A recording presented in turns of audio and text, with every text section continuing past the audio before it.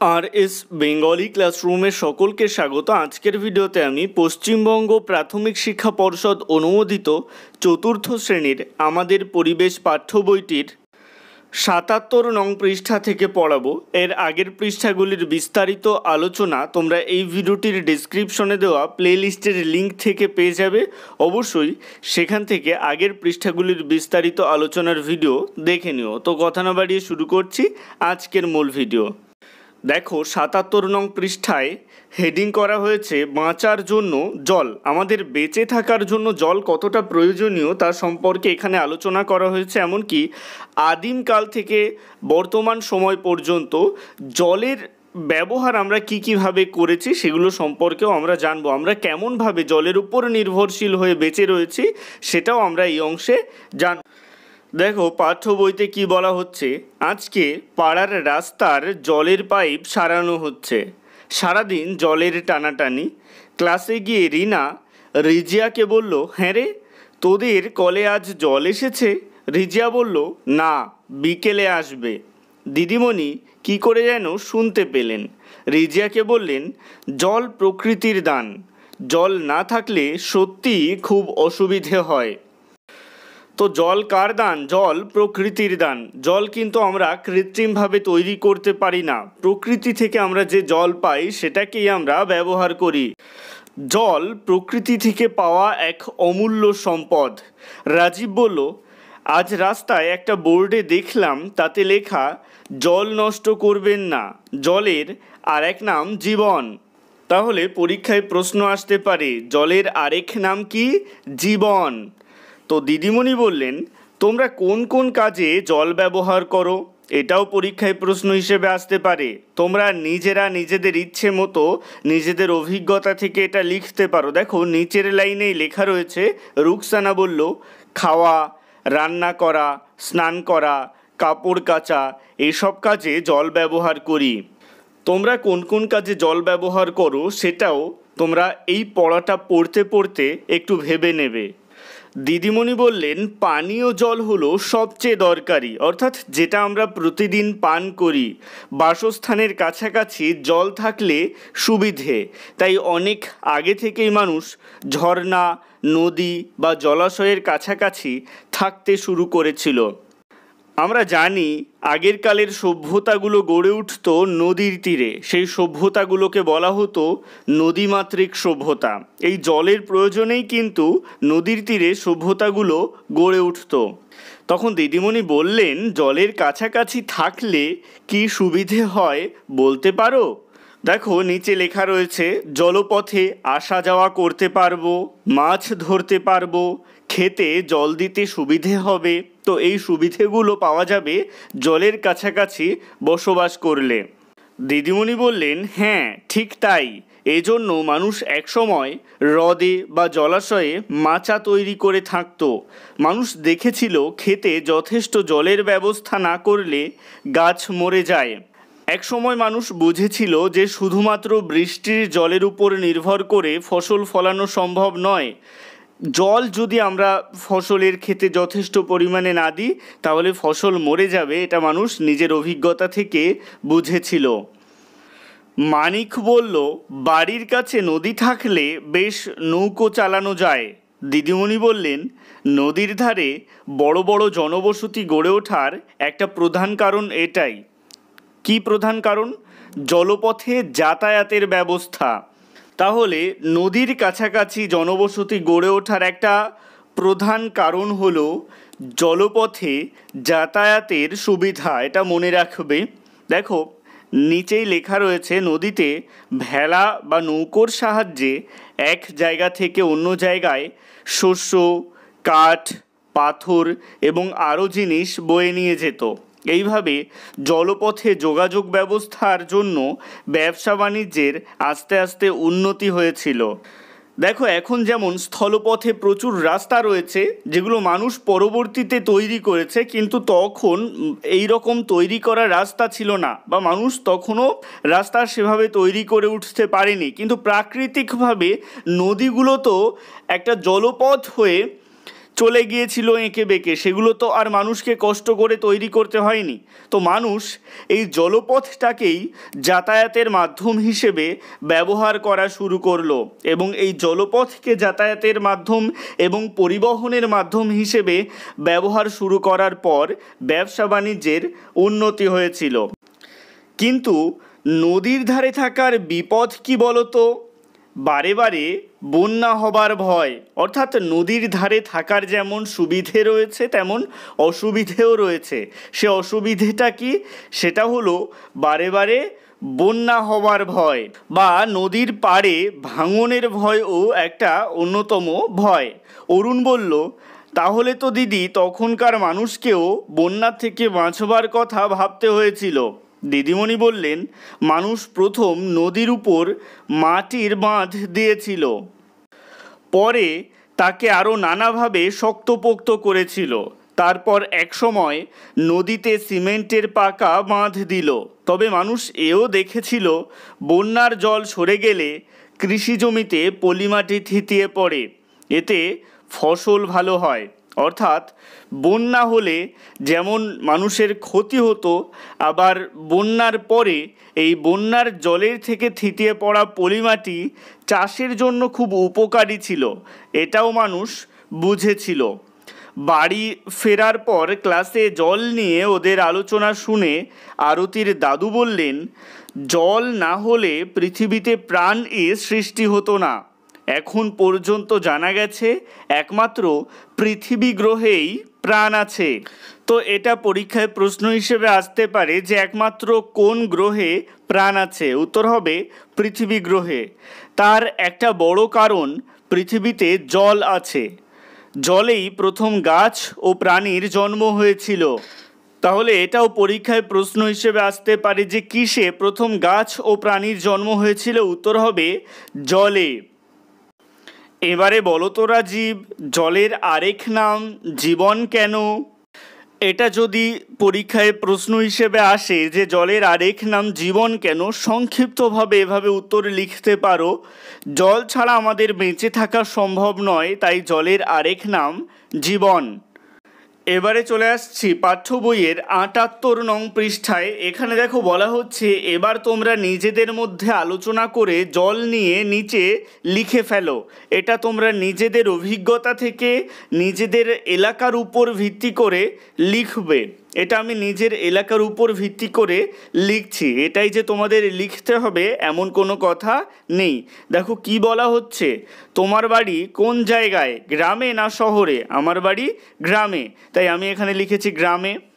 তোমার বাড়ির ব্যবহারের জল কোথা থেকে পাও? টিউবওয়েল থেকে পাই, তাই টিউবওয়েল লিখেছি। এবারে বলা হচ্ছে কোন সময়ে জলের সমস্যা হয়? আমি যেখানে থাকি সেখানে কোনো সময়ে জলের সমস্যা হয় না, তাই আমি এখানে কিছু লিখিনি। তবে অনেকের আছে গ্রীষ্মকালে জলের সমস্যা হয়, তারা এখানে লিখতে পারো যে গ্রীষ্মকালে। তখন তোমরা কি করো? তখন তোমরা যেভাবে জল আনো বা যে উৎস থেকে জল আনো সেটা এখানে লিখতে পারো। যদি পুকুর থেকে জল আনো বা নদী থেকে জল আনো সেটা এখানে লিখতে পারো। তারপরে বলা হচ্ছে বর্ষার জলকে কি করে ব্যবহার করা যায়? উত্তরে লিখবে, বর্ষার জলকে পাত্রে ধরে সেই জল বাসন মাজা, গাছের গোড়ায় দেওয়া, ঘর মোছা প্রভৃতি কাজে ব্যবহার করা যায়। এবারে দেখো ৭৮ নং পৃষ্ঠার একটু নিচের অংশে চলে আসছি। এখানে রয়েছে আগুনের ব্যবহার। এবারে আমরা আগুনের ব্যবহার সম্পর্কে জানব, কিভাবে আদিম যুগ থেকে আগুন আবিষ্কার হওয়ার পরে মানুষের জীবন ধীরে ধীরে বদলে গিয়েছিল, সেটাই আমরা এই অংশে জানব। কি বলা হচ্ছে, দিদিমণি ক্লাসে আসতেই সালাম বলল, একটা কথা বলবো দিদি। দিদিমণি বললেন, কি ব্যাপার সালাম, কি বলবে? সালাম বলল, জানেন দিদি, কাল আমি আগুন আবিষ্কার করে ফেলেছি। সবাই শুনল। পলাশ বলল, আরে আগুন তো নানা কিছু থেকেই পাওয়া যায়, তুই কি করে আবিষ্কার করলি? দেশলাই দিয়েই তো আগুন জ্বালানো যায়। সালাম বলল, আরে না, কাল আমি কয়েকটা পাথর নিয়ে খেলছিলাম, হঠাৎ দুটো পাথরে ঠোকাঠুকি করতে আগুনের ফুলকি বেরোলো। দিদিমণি বললেন, ওগুলো তাহলে চকমকি পাথর হয়তো। তাহলে যদি পরীক্ষায় প্রশ্ন আসে যে কোন পাথর ঠুকে আগুন জ্বালানো যায়, উত্তরে লিখবে চকমকি পাথর। ওভাবেই একসময় মানুষ আগুন জ্বালাতে শিখেছিল। পাথরে পাথরে ঠোকাঠুকি লেগে হঠাৎ জ্বলে উঠেছিল আগুন। তাহলে মানুষ প্রথমে কিভাবে আগুন জ্বালাতে শিখেছিল? পাথরে পাথরে ঠোকাঠুকি করে মানুষ আগুন জ্বালাতে শিখেছিল। এই আগুনের আবিষ্কার ছিল আদিম মানুষের জীবনে এক যুগান্তকারী ঘটনা। রাবেয়া বলল, তাহলে সালামের আগেই আগুন আবিষ্কার হয়ে গেছে। দিদিমণি বললেন, সালাম আগুন আবিষ্কার করেনি, তবে বলা যায় সালাম আগুন জ্বালানোর উপায়টা আবিষ্কার করেছে। এই যে ও নিজে হাতে জিনিসটা করলো, এটাই আসল।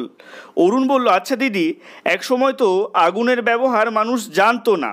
দিদিমণি বললেন, ঠিক তাই, তখন তারা আগুনের সুবিধাও পেত না, ঠান্ডায় কষ্ট পেত, অন্ধকারে থাকতো, কাঁচা খাবার খেত। দেখো, যখন মানুষ আগুনের ব্যবহার জানতো না তখন তাদের কি কি সমস্যা ভোগ করতে হতো এখানে লেখা রয়েছে। তখন মানুষ ঠান্ডায় কষ্ট পেত, অন্ধকারে থাকতো, কাঁচা খাবার খেত। এবারে চলে আসছি ৭৯ নং পৃষ্ঠায়। এখানে বলা হচ্ছে, সালাম বলল, তারপর যখন আগুন আবিষ্কার করে ফেললো তখন? দিদিমণি বললেন, তখন তো অনেক কিছুই বদলে গেল। আগুন জেলে ঠান্ডার হাত থেকে বাঁচল। আজও দেখবে খুব শীতে লোকে আগুন পোহায়। মানুষও অনেক দিন আগে তেমন আগুন পোহাতো। রানী বলল, তখন কি রান্না করে খেতে শিখলো মানুষ? দিদিমণি বললেন, এখন যেমন রান্না করা হয় তেমনটা পারতো না, কিন্তু আগুনে খাবার ঝলসে নিত। বিশু বলল, আমরা যেমন বেগুন আলু এসব পোড়া খাই। দিদিমণি বললেন, একদম তাই, ঝলসে নিলে খাবার নরম হয়ে যেত, আগুনে ঝলসালে খাবারের জীবাণুও মরে যেত, আর সেগুলো হজম করাও সহজ হতো। এর ফলে মানুষের শরীরে নানা রকম বদল ঘটতে শুরু হলো, আর কাঁচার থেকে ঝলসানো পোড়া খাবার খেতেও ভালো। তাহলে আগুনের ব্যবহার জানার পর কি কি সুবিধা হয়েছিল? মানুষ ঠান্ডার হাত থেকে বাঁচল, আগুনে খাবার ঝলসে নিতে শিখল। আগুনে খাবার ঝলসে নেওয়ার পরে কি সুবিধা হলো দেখো, ঝলসে নিলে খাবার নরম হয়ে যেত, আর আগুনে ঝলসালে খাবারের জীবাণুও মরে যেত, আর সেগুলো হজম করাও সহজ হতো। এর ফলে মানুষের শরীরে নানা রকম বদল ঘটতে শুরু হলো। যেমন কাঁচা মাংস যখন খেত তখন চোয়াল দিয়ে খুব জোরে চিবোতে হতো, কিন্তু ঝলসানো খাবার যেহেতু নরম তাই অত জোরে চিবোতে হতো না। তাই ধীরে ধীরে আগুনের ব্যবহার জানার পরে মানুষের মুখের আকৃতির বদল ঘটতে শুরু হয়। রানী বলল, দিদি, আগুন তাহলে শীত থেকে বাঁচালো, আগুনে খাবার ঝলসে খেতে শুরু করলো মানুষ। আর কি কাজে লাগলো আগুন? দিদিমণি বললেন, আগুনকে সব পশু পাখি ভয় পায়। মানুষ বন্য পশুর হাত থেকে বাঁচতে আগুনের ভয় দেখাতো। আগুন থেকে আলো হয়, তা দিয়ে অন্ধকারেও চলাফেরা করা যায়। আর আগুন নানা কিছু পোড়াবার ফলে অনেক কিছু শক্ত হয়, অনেক কিছু আবার গলে যায়। অরুণ বলল, দিদি, মাটি পোড়ালে শক্ত হয়, তাই কুমোর পাড়ায় মাটির হাঁড়ি কলসি বানিয়ে পুড়িয়ে নেয়। সালাম বলল, লোহা আগুনের তাপে গলে যায়, কামারশালায় লোহা আগুনে নরম করে পিটতে দেখেছি। দেখো, এখানে আগুনের অনেকগুলো ব্যবহার আমরা জানতে পারছি। পড়তে পড়তে আগেরগুলো স্মরণ করে নিতে হবে, তাহলে ভালো মনে থাকবে। আগুনের ব্যবহার জানার পর মানুষ ঠান্ডার হাত থেকে বাঁচল। আগুনের ব্যবহার জানার পর মানুষ খাবার ঝলসে নিয়ে খেতে শিখল। আগুনের ব্যবহার জানার পর মানুষ বন্য জন্তুর হাত থেকে বাঁচতে শিখল।